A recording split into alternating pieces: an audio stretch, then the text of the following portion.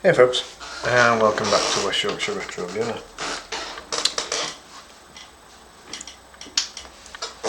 I always forget to turn my speaker off because we don't want WhatsApp pop-ups, for example, coming up going ding. Anyway, but yeah, there's been a lot of frustration, for want of another word, over the last couple of matches that Leeds United have played for very different reasons, and ultimately this really has now generated a large negative towards the Leeds United manager Daniel Farke, and there's been a few mutterings here and there about whether Farke should be sacked, and not forgetting that there was a very loose rumour floating around after we won the championship that the club were considering getting rid of Farke then, but I think a lot of that was purely journalistic talk on the basis that his time at Norwich was very poor. But again, there was mitigating reasons for that. He was not backed financially, which is why he ended up getting two very naff relegations. So I thought I'd have a look at the list of players that we've bought so far, and also come up with 10 different talking points, of which I'll go through those thereafter. So let's just have a look at the transfers in so far. Noah Okafor. Now all of these fees are approximate. There's no one that really knows the true figures apart from the club. But as far as I can tell, and this is not including any add-ons, this is just the initial fee. Noah Okafor, bought from AC Milan for 19 million. Left winger. Played quite well against Leeds when Leeds played against AC Milan in a friendly in the summer. Looks like he could be a decent player. It's very difficult to judge these players right now because they've only played a very small amount of time at Leeds so far, and in Justin's case he hasn't played at all. So it's very early days with these new players. Anton Stark, midfielder, bought for about 17 million. In the Everton game, made a very good impression. Played very well. Was one of our best players. Jakob made his debut in the cup exit. Was okay, but you've got to take into account that the opposition was not of the level that we're going to be facing in the league. Lucas Perry, bought for 15 million. Not a bad debut against Everton. I mean, he got the clean sheet. Conceded 5 against Arsenal, but then again everyone that played against Arsenal was rubbish. So that's how that is, and again, realistically we have to take into account that even though Leeds were very, very bad, and apologies because Kirby wants to get in on the act here. What are you up to, girl? Crazy kitty cat. Ultimately everyone was poor against Arsenal, and Arsenal will probably give some royal thumpings to some other teams this season. I would have no doubt about that. So only time will tell as to whether Perry is an upgrade on the goalkeepers that we've had more recently. Sean Longstaff was relatively anonymous in the cup match, and only got a sub appearance previous to that. So we have to wait and see as to what Longstaff can bring to the table. He was bought for about 12 million. Perry bought for about 15. Gabriel Gudmundsson bought for about 11 million pound. Possibly the best signing we've made based on what we've seen so far. But again, very, very early days. Certainly to my mind, I would say that Gudmundsson looks a decent buy, and I think he'll probably end up being a very decent left back for us. James Justin, he's only just been bought from Leicester, hasn't played for Leeds yet, so we don't know. Brings an element of versatility to the team, and you could probably see him as like a younger Byram, if you like, in terms of that versatility that he can play left back, right back, as Byram can. Certainly for the value, you take into account he's played quite a bit of Premier League now, and he has played in all the other divisions as well, which I think is a good way to develop as a footballer. So yeah, time will tell with James Justin. So Bournemouth bought for 5 million.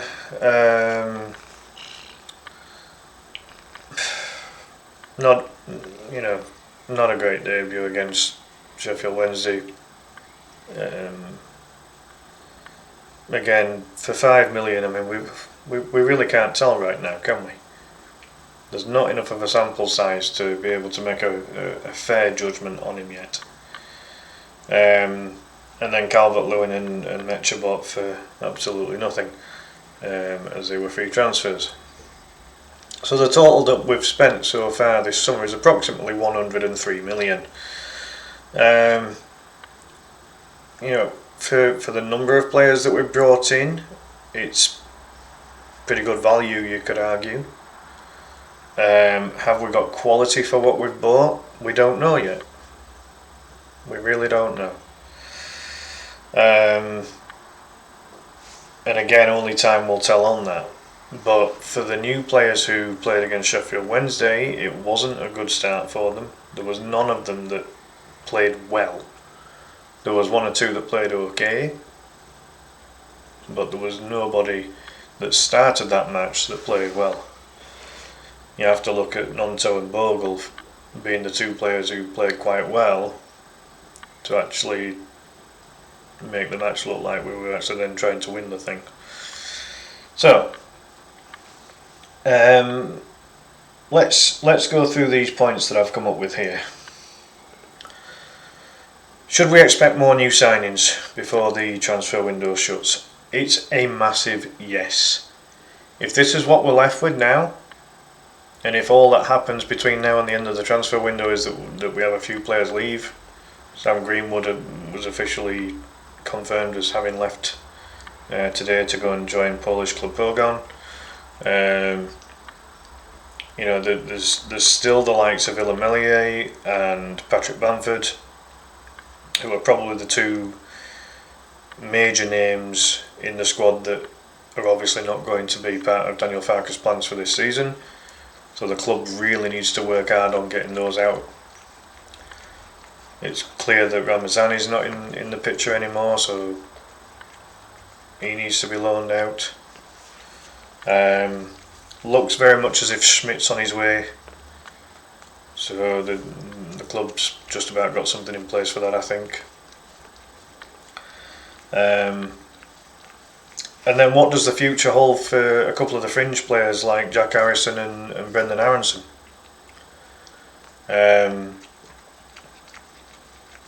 At this stage, hard to tell, because with the generic rules that the Premier League have, that it's something along the lines of a maximum of 25 players to be registered for the season. A certain number of them have to be classed as homegrown, which just makes me groan, quite frankly, because I remember one season it was either Arsenal or Chelsea, and all of their homegrown players, none of them were English.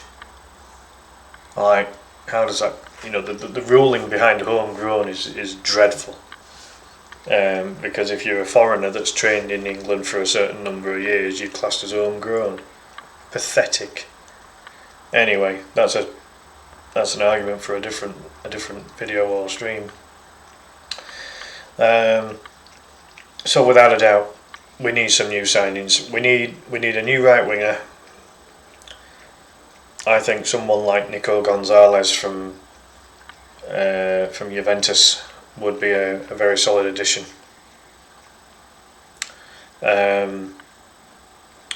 We need a number 9 striker that is prolific.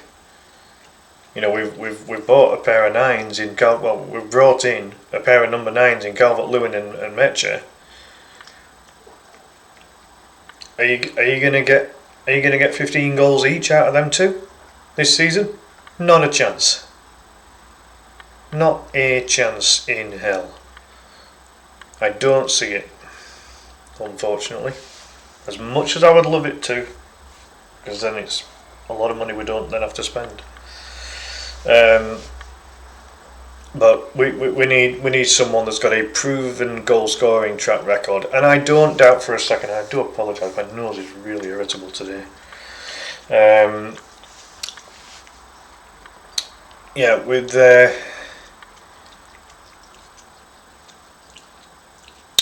With Calvert-Lewin and Mecha, you're not going to get 15 goals each out of those two. Not a chance.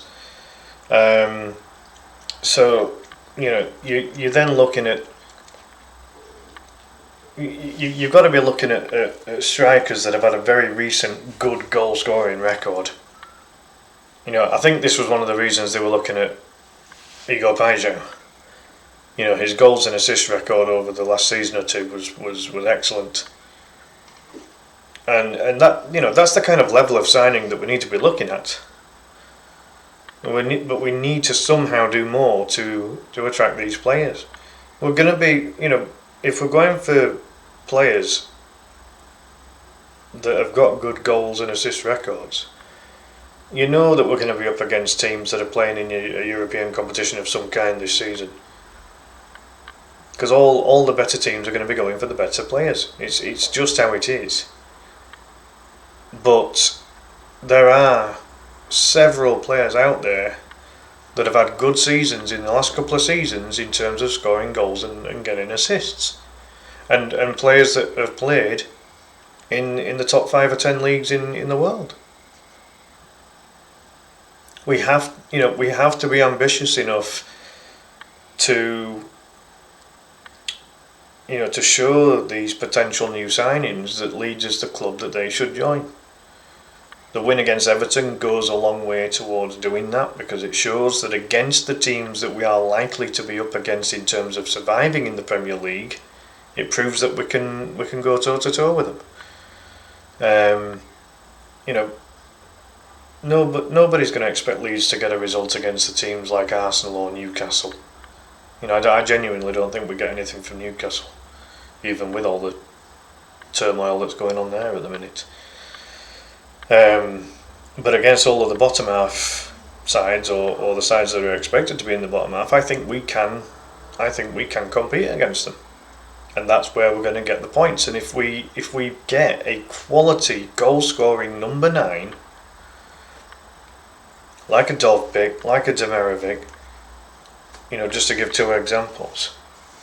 There's Orsolini at Bologna as well, who had a good scoring season. He got 15 goals in 30 games for Bologna in Serie A last season, for the right wing.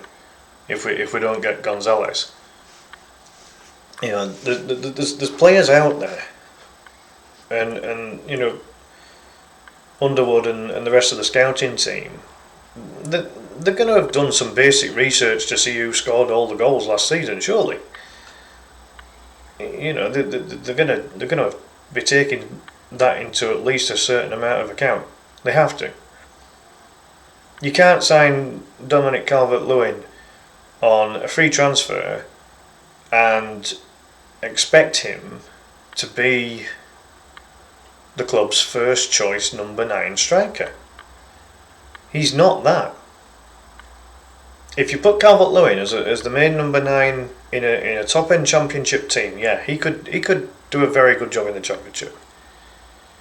But he's not. He's never been prolific enough, apart from a brief period a few seasons ago. Well, that ain't gonna cut it. So we really need to pull the boat out now.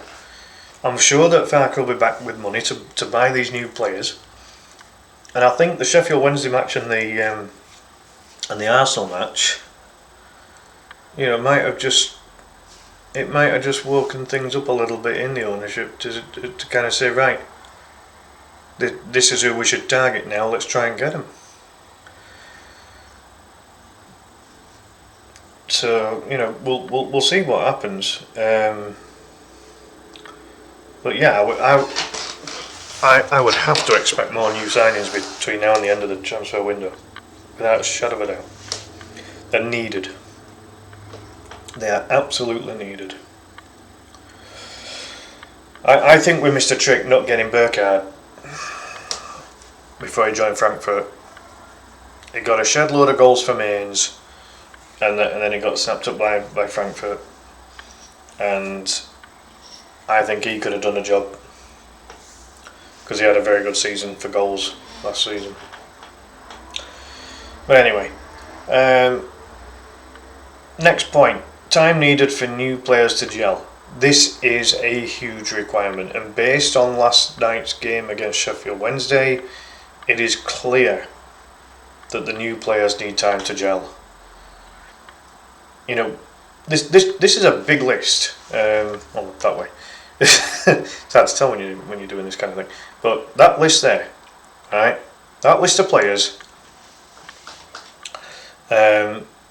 That is a lot of new players. You can't expect them to just gel after 1 game, 2 games.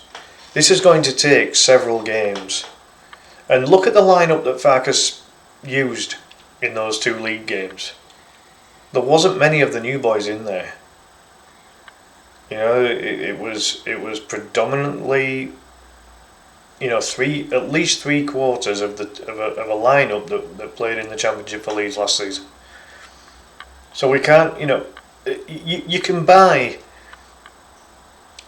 you could buy players of the quality of Messi, for example, and even someone as good as Messi would need some time to gel.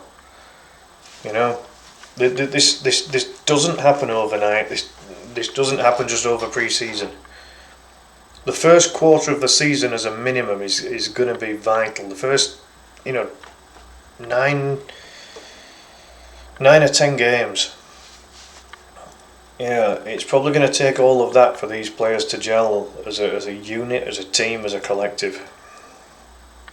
And we just have to hope that we don't get dragged into the relegation zone within that time period.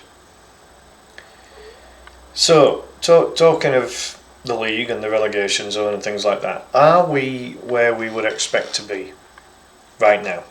When you look at those 2 games that we've played on paper, and I know football's played on grass before anyone asks, right? Are we where we would expect to be? We've played Everton and we've played Arsenal.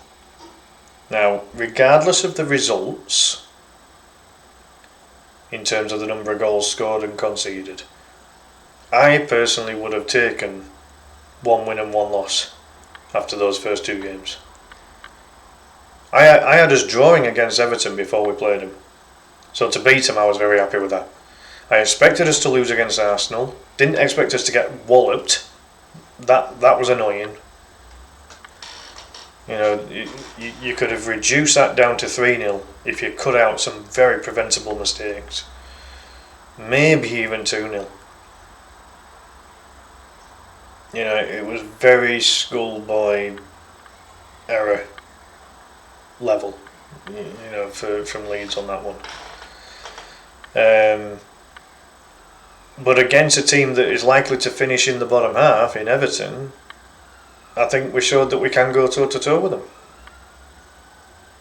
So, in terms of, are we where we would expect to be after 2 games? I think so.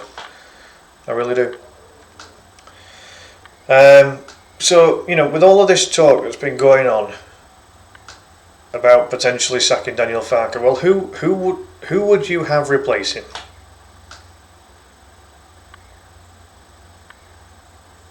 Who would you get in to replace Daniel Farke at this particular stage of the season, so early on, with the transfer window virtually shut? You're talking just a few days now. The timing for me doesn't seem right. Something's. I think it's an overreaction based on getting walloped 5-0 and then getting knocked out by a club that's in a very dire state in Sheffield Wednesday. I think there's an overreaction and a knee-jerk reaction in there. And I honestly don't know who would replace Daniel Farke right now. Just like there's players out there that are available and just need to be found, there are managers as well. There are managers out there, they just need to be found, need to be scouted, researched, whatever.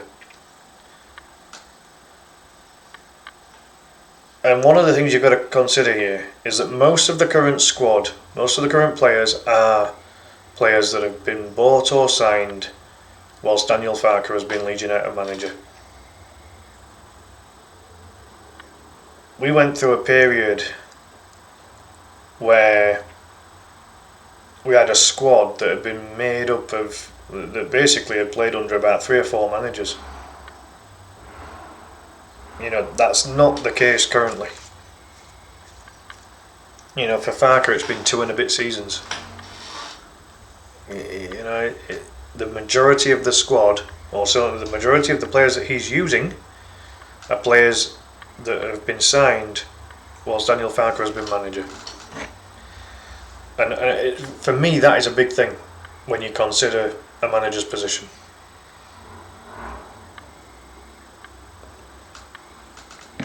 So, when you look at it, if you bring a new manager in now, they've got to get used to the new players.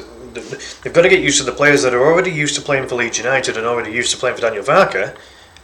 And on top of that, you've got to then get used to these 10 new players that have come in, plus more new players that are going to arrive between now and the end of the transfer window. It's a massive thing for me, and I know that's the remit of a brand new manager when he comes into a club for the first time. It is a learning curve for them, and you expect managers to have done a little bit of research on the players that are currently at a club. Maybe not to the extent of what, say, for example, Marcelo Bielsa did. He'd written up dossiers on every single player, and that was before he agreed to be Leeds manager.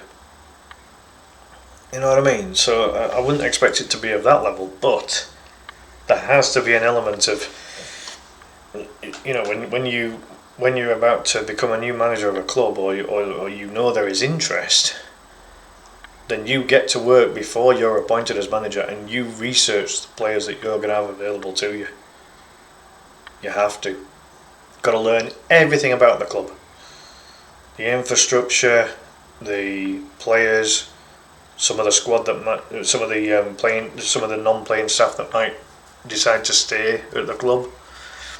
All of these kind of things, and that's just a smattering of the things that go behind it. There's loads more. Like when you are appointed, you get to know a little bit about the finances that are available and things like that, and there's so much to it. I don't know all of the ins and outs. I've never been part of it. I'd love to be, but I never have been. So, I think something that has to be taken into account here a little bit is how big of a loss Ethan Ampadu and Auton Akker are going to be. Both of them have picked up MCL injuries. Both of them aren't expected to be available until after the first international break, and it could be even longer. It could take even longer for these two fellas to come back to fitness. And when you look at Ampadu and Tanaka, you've got Ampadu, who is the club captain. He's a leader. And at the moment, the club is definitely lacking leadership in terms of the players on the pitch. And in terms of Tanaka, he's one of those midfielders that can do a little bit of everything. And, we've basically lost that right now. So there is a lot to take on board here in terms of the how much value Ampadu and Tanaka bring to the squad. And I think that if we, originally I don't think the club would have looked to bring in a new midfielder, but on the basis that we're going to lose those two for a fair chunk. On that first point, should we expect more new signings? I think we have to include midfielder in there. I really do. Now, if there's any element of fitness available to Calvin Phillips, I'd try and get Phillips in on loan, because at least then it's a low risk signing. But I don't think Phillips is all that fit right now. So he wouldn't come straight into the squad. I mean, you could put him on subs bench to start with, and bring him on, with half an hour to go, 20 minutes to go, just try and get his fitness back. And there will be other midfielders out there, I'm sure. I mean, Wendy has been talked about quite a bit, hasn't he? He's another one. But, at the end of the day, whoever we bring in, I think we do need to bring in another midfielder now. Because this is dodgy. This is very dodgy waters that we're treading here. That's a big chunk of our midfield loss. The same thing happened last season when we lost Ampadu and Gruev, and we were left with just Tanaka and Rothwell, and we ended up signing Gilavogi as a backup. Well, we need to do the same now. We need to bring in someone that's going to back up basically the likes of Gruev and Longstaff and Stack. That's why I think that bringing in someone like Phillips, who's got Premier League experience and has Leeds United experience, I think it's a no-brainer. If he can be fit enough, if he can pass a medical, I think it's an absolute no-brainer. You wouldn't be bringing him in to necessarily start the games. You'd be looking at the likes of Longstaff and Stack to kind of do that job for now at least. And again, it depends on formation. Do we stick to the 4-3-3/4-5-1? Are we looking to go back to the 4-2-3-1? I don't know. Only Daniel Farke knows that.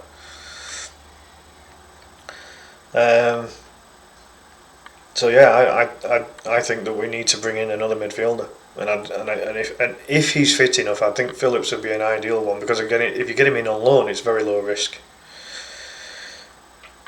So moving on to last night, does the cup exit really matter this season? There is arguments both ways with this. Now, one argument could be, the Premier League is the priority, so therefore going out in the cup now don't matter. We can concentrate on the league until the FA Cup comes along, and if we get knocked out at FA Cup as well, who cares? Focus on the league and focus on staying in the Premier League and surviving. There's the flip side of that if you get some wins in the cup, it can develop and grow a confidence between the players. It gives more minutes to the players who aren't regularly playing, and all this kind of thing, and so there's pluses and minuses. The fact that we've lost to a team in Sheffield Wednesday who are struggling in their league and have got such a lack of depth. There were so many young players on the pitch for them last night, and it really, with the lineup that we put out, even though a lot of our team had not played together as a team before, the players that were on the pitch should have beaten Sheffield Wednesday. There's no excuses. Whichever way you look at it, there are no excuses.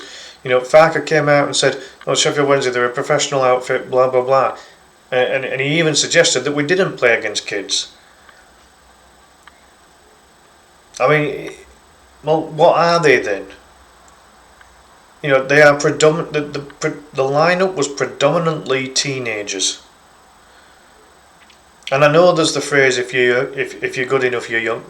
If you're good enough, you're old enough, and that kind of thing. But these young players have only been drafted into the first team because of all of the bloody turmoil that's going on there. They wouldn't be anywhere near Sheffield Wednesday's first team, at least 3/4 of them, if they had the means to have an experienced squad. So yeah, I don't know, but personally, I don't. Yes, it matters about the confidence side of things, but I think you've just got to try and build that confidence elsewhere. For me, I don't think cup runs would really help Leeds United this season. If we can establish ourselves as a Premier League team again and stay up, then maybe next season we look to maybe reach the quarterfinals of either the League Cup or the FA Cup as a minimum target. That could be something we could look to. But for this season, I don't see it being a priority, and I don't see it being a massive issue. The only thing that last night did outline is the fact that the new players need a lot of time to gel. Because, and again, that's the second point I made on this video already. They are far from being a team that understands each other's strengths and weaknesses. Massively miles away from it. Do the last two matches mean it's all negative? No. There is a negative feel right now. And understandably so. You've been walloped 5-0. Regardless of who you've been walloped by 5-0, you've been walloped 5-0. That stings. And you've just been knocked out by a team that's in the relegation zone of the Championship in the Cup. That stings to a lesser extent, but it's still shit. I'm not gonna sugarcoat it. Leeds need to look at what they did against Everton. All the good defensive work that they did in that match, and then just add a little sprinkle of attacking quality to that performance, so that we're not relying on a penalty within the last 10 minutes of the match. We need some attacking flair. We need something to just work and click. Not forgetting that Calvert-Lewin could have had a hat-trick in that cup match, right? He had at least 3 attempts on goal, and I'm assuming that's not including the penalty that he took in the penalty shootout. Yeah, we need. It goes back to me saying that we need to buy a clinical, prolific number 9 striker. Goal-scoring striker. It's so crucial at this point in time now.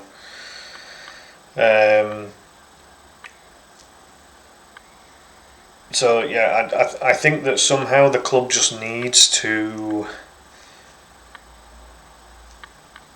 maybe just watch that certain elements of that Everton game. Watch the first half. Daniel Farke needs to get the entire squad to watch that first half of what we did against Everton. And look at how positive it was. Just look at how we played. We were defensively solid. We dominated the match. We were totally in control. So in an attempt to just get that little bit of confidence back into the players, I would literally, if I was the manager, I'd be getting them all in.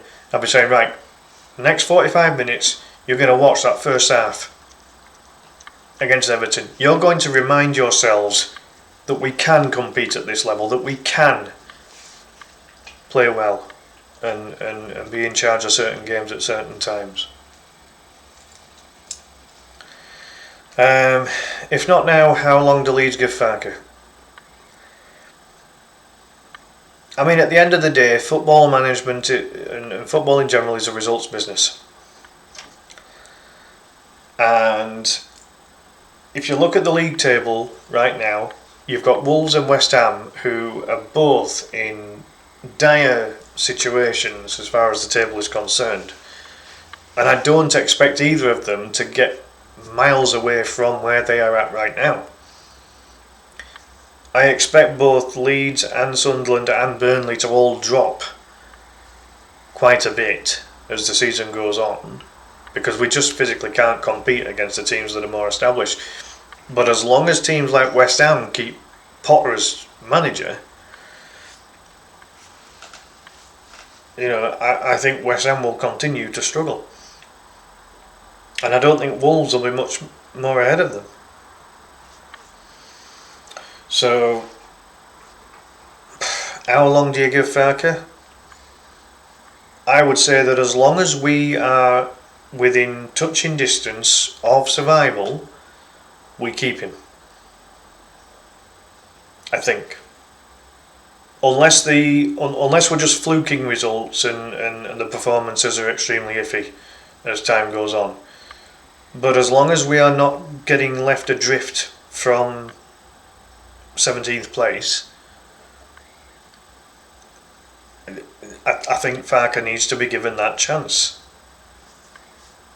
But he's not helping himself with a couple of comments and a couple of tactical mistakes that he has made so far.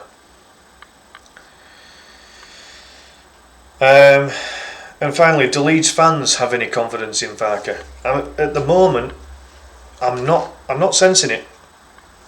I'm not sensing that Leeds fans have got much confidence in him anymore. I think fans are very thankful for what he's done over the last couple of seasons. He has been well backed in the last couple of seasons, there's no doubt about that. But I think maybe some fans do need to just kind of, give him that chance that he's been craving. He's been craving a chance to prove that he can manage at the Premier League level, with suitable backing. I think he needs the rest of the transfer window, and then he needs a number of matches to find the right formula, find the best 11, and stick to that as much as he can, and see where we're at. But do the fans have confidence in Farke at this moment? I would say no. I think the 5-0, a combination of losing by such a heavy amount, and also going out to a team like Sheffield Wednesday, who currently are struggling like crazy. I think it's a very fickle situation, isn't it? After the Everton game, everyone's feeling really good, and then two dodgy games, and now everyone's jumping on the Farke out bandwagon. And it's like, well, that's all well and good, but if you're going to change your tune every time we have a good result or a bad result, then you're probably going to drive yourself nuts until the board eventually make a decision. So that's my take on it, folks. Feel free to put your comments down below, because this is a dodgy situation right now. I think we're going to struggle to get anything against Newcastle, but there are a couple of games after the Newcastle match that I think Leeds could compete in and maybe get some points off. We were quite unlucky to get Arsenal and Newcastle next to each other in the league. I think that's it, and to a lesser extent Everton. It's a tough trio of fixtures. So I think we need to give the manager time. Just be very mindful of it, and don't let it get out of hand. But I'm going to leave it there, folks. Do please put your thoughts down below regarding these points I've made. Let me know which players you think Leeds might sign between now and the end of the transfer window. It's going to be interesting. But a big thank you for watching. Do please give the video a like. Do please subscribe to the channel if you haven't already. I'll see you next time. Bye for now.